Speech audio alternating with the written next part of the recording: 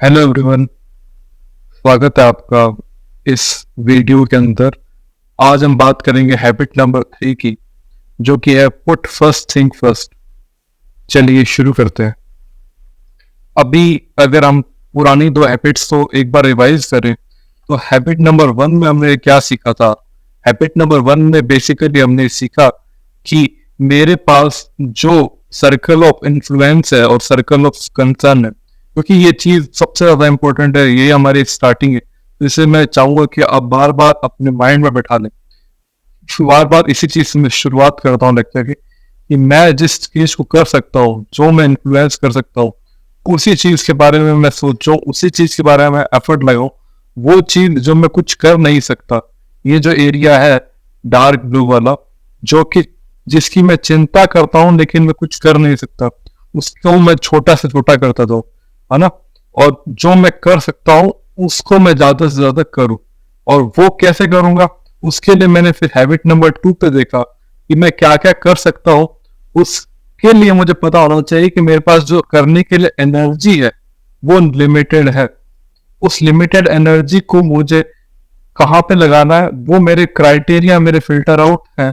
मेरे filter out हो सकते हैं कुछ कुछ एरिया किसी के लिए ज्यादा हो, किसी के लिए कम हो, लेकिन मोटा मोटी हम सबको वो एनर्जी अपनी फैमिली, मनी, खुद के position, work, pleasures, friends, enemy, religion, self development, इन सब अलग अलग एरियाज पे एनर्जी हमें लगानी पड़ेगी। रिक्वायरमेंट ऑफ वर्क, कई बार हमें एनर्जी ज्यादा हो सकती है, कई बार हमें फ्रेंड्स के लिए ज्यादा एनर्जी देनी पड़ सकती है, कई बार स्पाउस या फैमिली के लिए, डिपेंड अपॉन क्या सर्कमस्टांसेस में हम हैं। तो हमें ये फिल्टर आउट करना चाहिए कि हमारे लिए बेस्ट एनर्जी बैलेंस क्या है। ये हमें अपने माइंड के अंदर सोच के रखना है कि हमें कहाँ पे अपना ज्यादा टाइम देना है, क्या चीज हमारे लिए लाइफ में इंपॉर्टेंट है। और ये वर्क बैलेंस, ये जो सर्कल है जो कि आपके एनर्जी का डिस्ट्रीब्यूशन तय करेगा, ये आपका इंडिविजुअली आपके खुद के अकॉर्डिंग हो। अब शुरू करते हैं कि आज की जो हैबिट है, हैबिट नंबर 3, जो कि है पुट फर्स्ट थिंग फर्स्ट। आपने तय कर लिया है हैबिट नंबर 2 तक कि आपके लिए क्या इंपॉर्टेंट है, ये पहली हैबिट से तय करा। और दूसरी बात ये कि आपके लिए कौन सी चीज कितनी इंपॉर्टेंट है और आप उसके लिए कितना टाइम और एनर्जी दे सकते हैं, क्योंकि आपकी एनर्जी और टाइम ही लिमिटेड है। बाकी चीजें कमाई जा सकती हैं, बाकी चीजें आ और जा सकती हैं, एक टाइम का जो रिसोर्स है वो लिमिटेड है। उसके अंदर हम क्या बेस्ट कर सकते हैं, बेस्ट अचीव कर सकते हैं, वही इस पूरी बुक की जर्नी का एम है। तो बुक शुरुआत करती है इस चैप्टर की टाइम मैनेजमेंट और सेल्फ मैनेजमेंट से। मोस्टली हम कोशिश कर रहे होते हैं कि हम अपने टाइम को मैनेज कर लें इस वे में कि मान लो कोई एक्टिविटी ए है, ए एक्टिविटी मान लो जैसे सपोज करें ब्रश करना हो सकती है, तो मैंने टाइम मैनेजमेंट में इसको कह दिया कि मुझे इसमें 10 मिनट लगने चाहिए और मैं 11 मिनट कैसे लग गए, मेरा सारा फोकस उसी बात पे चला जाता है कि मेरे को ये एक्टिविटी में 1 मिनट ज्यादा कैसे लग गया। या कोई दूसरी एक्टिविटी, मैं सपोज जिम जा रहा हूँ, तो जिम में मुझे 1 घंटा देना है, आने जाने में मान लो कोई फ्रेंड भी मिल गया, वहां पे कोई बात हो गई, तो एक की जगह 2 घंटे लग गए। तो अब मेरा टाइम मैनेजमेंट बिगड़ गया। तो इससे होगा कि हम एक रोबोटिक और एक अपने आप को बहुत ज्यादा स्ट्रेसफुल एनवायरनमेंट में डाल देते हैं कि ये पर्टिकुलर काम इतने टाइम में होना चाहिए।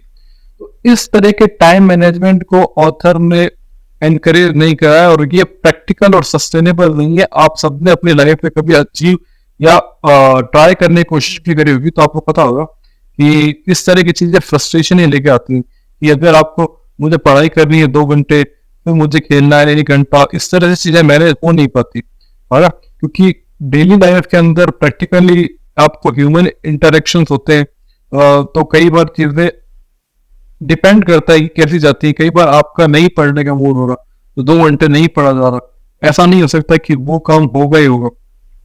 इसके बजाय ऑथर ने एक बात के ऊपर फोकस दिया है, वो है सेल्फ मैनेजमेंट। सेल्फ मैनेजमेंट में हमें सबसे पहले समझना होगा कि हमारे लिए क्या इंपॉर्टेंट है। उसके लिए दो बातें इंपॉर्टेंट है। एक 2x2 की मैट्रिक्स है, जिसे मैं आपको बहुत अच्छे से समझाऊंगा, और ये शायद इस पूरी बुक का हार्ट है। मैं इतना जोर देकर इस बात को बोल रहा हूँ। इस 2x2 की मैट्रिक्स समझने के लिए आपको दो बातें समझनी पड़ेगी। सबसे पहले तो एक बात तो है कि क्या चीजें हमारे लिए इंपॉर्टेंट है और क्या चीजें अर्जेंट है। तो इनको अगर थोड़ा सा डिफाइन करूं, अर्जेंट चीजें वो होती है जिनमें टाइम की बाउंडेशन होती है, यानी कि ये काम जो है ये अभी होना चाहिए, है ना। जैसे कि कोई फोन है, फोन रिंग कर रहा है ना, रिंग कर रहा है, तो उसका जवाब मेरे को अभी ही देना पड़ेगा, मुझे अभी तुरंत उठाना पड़ेगा, वरना फिर वो फोन कट हो जाएगा। जैसे भी ईमेल का जवाब मुझे तुरंत अभी ही देना पड़ेगा, किसी ने मुझे नॉक करा, डोर नॉक करा, तो मुझे अभी देना पड़ेगा। अगर मेरे फ्रेंड पार्टी करने जा रहे हैं, मुझे अभी ही करना पड़ेगा। उसमें टाइम के बाउंडेशन से कि वो काम पर्टिकुलरली इसी टाइम पर ही हो सकता है, ऐसा नहीं हो सकता है कि मेरा मन करेगा तब होगा, है ना। इस तरह की कुछ एक्टिविटीज है जिनमें टाइम की बाउंडेशन है, तो उनको अर्जेंट एक्टिविटीज बोल सकते हैं। अब कुछ एक्टिविटीज आती हैं कि जो कि इंपॉर्टेंट है, यानी कि उनके होना बहुत जरूरी है, उसमें टाइम के बाउंडेशन नहीं। जैसे कि मुझे कोई अपनी हॉबी डेवलप करना, ये बहुत जरूरी चीज है, लेकिन ये अभी के अभी हो या कल ही हो, ये इतना शायद मैटर नहीं करता।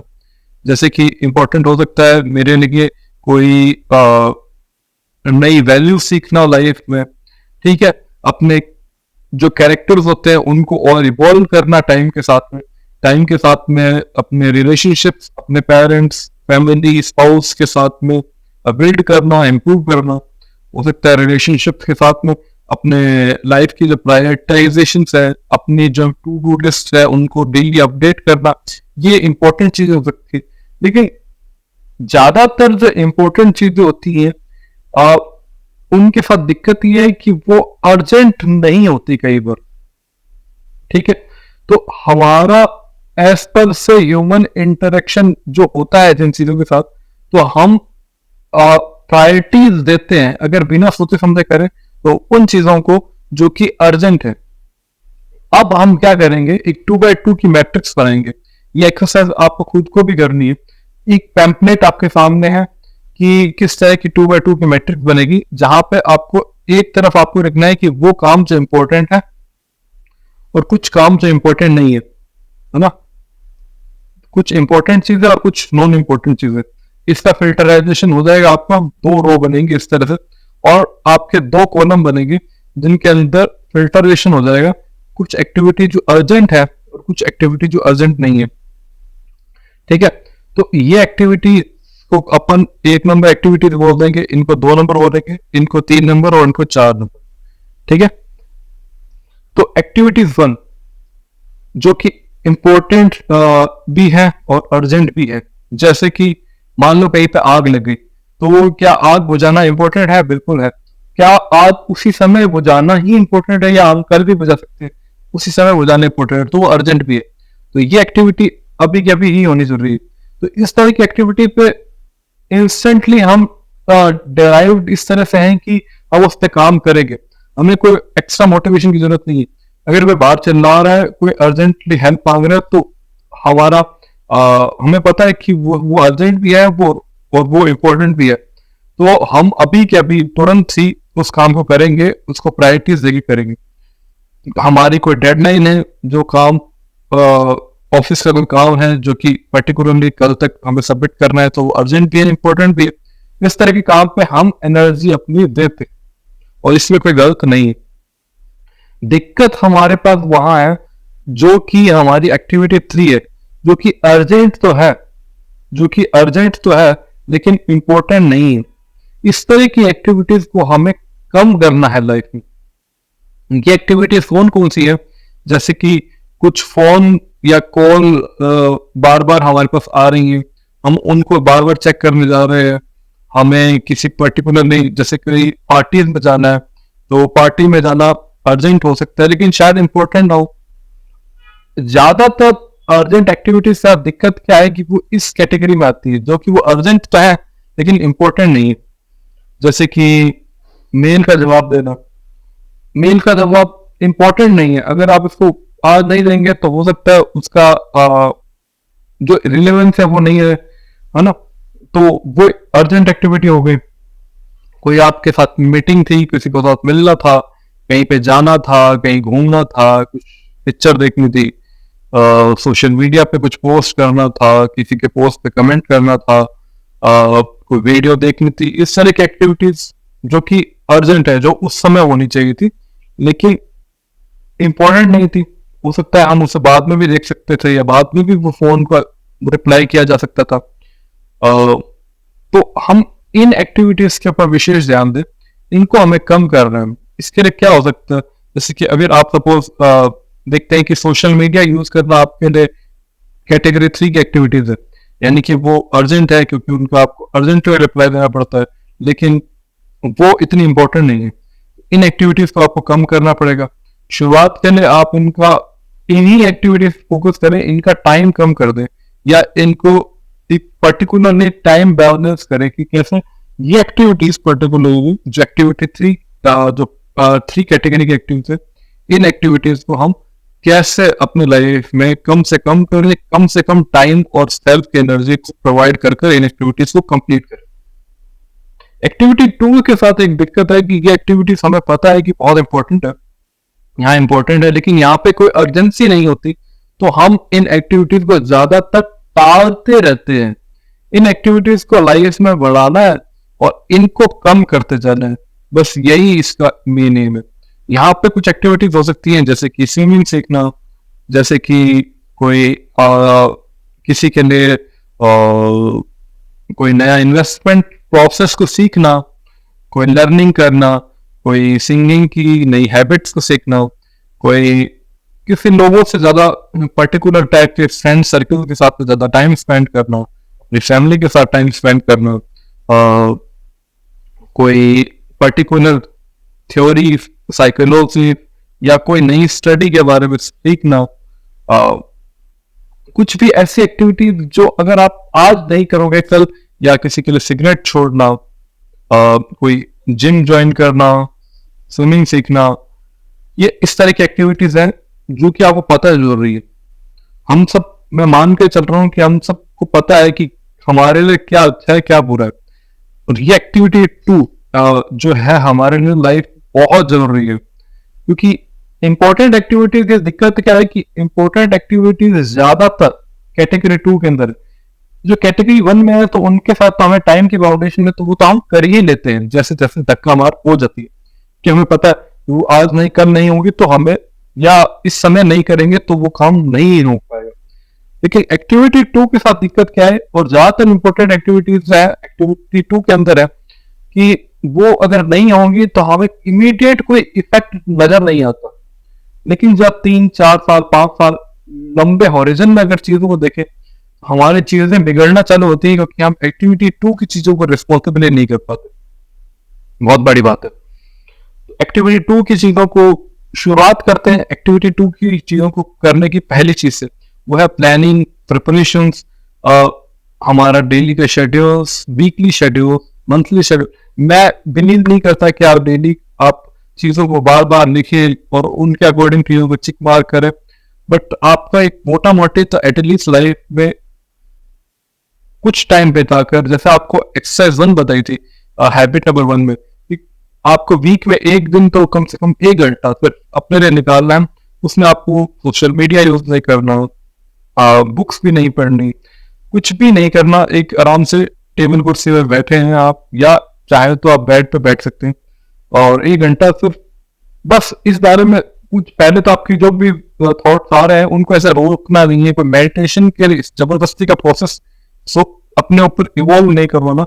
बस ये कि आपको सोचना है, बस सिर्फ 1 घंटा कि लाइफ कहाँ जा रही है, वीक कैसा गया, मंथ कैसा जा रहा है, ईयरली कैसा जा रहा है, किन चीजों से ऐसा जैसा जाना चाहिए था वैसा नहीं जा रहा, क्या चेंज किया जा सकता है।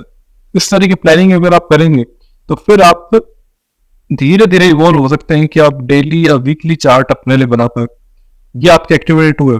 जब आप ये करेंगे, जब आप ये करना चालू करेंगे, तो हो सकता है आप शुरू में देखें कि आप खुद को ह्यूमिलेशन हो कि मैं तो, जैसे मैंने 5 एक्टिविटी रखी थी वीक के लिए, तो हो सकता है 5 में से 5 नहीं हो पाई या 4 नहीं हो पाई। बहुत थोड़ा सा हम अपने आप को सोच रहे हैं कि हम ज्यादातर केस में सोच रहे होते हैं कि एनवायरनमेंट की गलती है, चीजें ऐसी इस वजह से नहीं हो पाई, या उसने ऐसा कर दिया था तो मैं ऐसा नहीं कर पाया। बट आप देखेंगे खुद कि ज्यादातर चीजों में गलतियां हमारी खुद की निकल कर आती है। हमारी रिस्पॉन्सिबिलिटीज को, आप खुद की रिस्पॉन्सिबिलिटी को जब समझेंगे, थोड़ा ज्यादा हम्बल होंगे, खुद को लेके ज़्यादा सीरियस होंगे। एक्टिविटीज 2 की जब प्लानिंग करेंगे तो उन एक्टिविटीज के ऊपर काम करना चालू कर देंगे जो आपके लिए सच में इम्पोर्टेंट है। तो हमें बस कुल मिलाकर एक्टिविटीज 2 को बढ़ाते जाना है, एक्टिविटीज 3 को कम करते जाना है। एक्टिविटीज 4 की अगर मैं बात करूँ तो इसमें वो एक्टिविटीज आती हैं जो ना तो इम्पोर्टेंट है और ना आपकी अर्जेंट है, जैसे कि शॉपिंग मॉल में जाना शायद इतना इम्पोर्टेंट ना हो, सामान आपको ऑनलाइन आ सकता हो या फोन पे भी आजकल जैसे आता है, और अर्जेंट भी नहीं है ज्यादातर अगर चीजों की बात करें तो किसी के लिए ये चीज वो आपको डिपेंड करेगा कि आपकी ये एक्टिविटी पर्टिकुलरली किस में है, कैटेगरी 3 में आ रही है, 2 में आ रही है।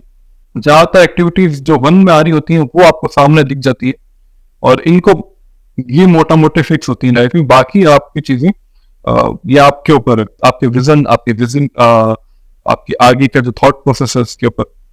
कुछ के लिए ये एक्टिविटीज आपको हो सकता है कोई कहीं का कहीं जाना हो सकता है, कोई पर्टिकुलरली कोई खाना खाना हो सकता है। जो भी एक्टिविटीज आपकी आप समझ रहे होंगे कि आप किन को इन तरह की एक्टिविटीज में ले रहे हैं जो कि इंपॉर्टेंट भी नहीं है और यूजफुल भी नहीं है। तो एक्टिविटीज 4 को तो हमें पता होता है, तो हम एक्टिविटीज 1 और 4 में ज्यादातर दिक्कत नहीं आती। 2 और 3 में जो दिक्कत है ना हमें उसको समझना। 4 में तो हम मोटा मोटे सब लोग समझ जाते हैं कि ये एक्टिविटीज ना मेरे काम की है ना इतनी जरूरी है, तो हम छोड़ सकते हैं। 3 की जो एक्टिविटीज है जो हमें अर्जेंसी दिखा रही होती है, स्पेशली हमारा सोशल मीडिया, ये एक्टिविटी 3 में आता है। जब तो दिखा लग रहा होता है कि कुछ छूट जाएगा अर्जेंसी की वजह से, अरे अभी पोस्ट देख लो नहीं तो नई पोस्ट आ जाएगी, ये पोस्ट चली जाएगी, ये मीम चला जाएगा, अगला मीम आ जाएगा। अर्जेंसी लेकिन इंपॉर्टेंट नहीं, हमें समझना होगा। और अर्जेंट क्या है और इम्पोर्टेंट क्या है, बस इसी के डिफरेंस के बारे में बात है।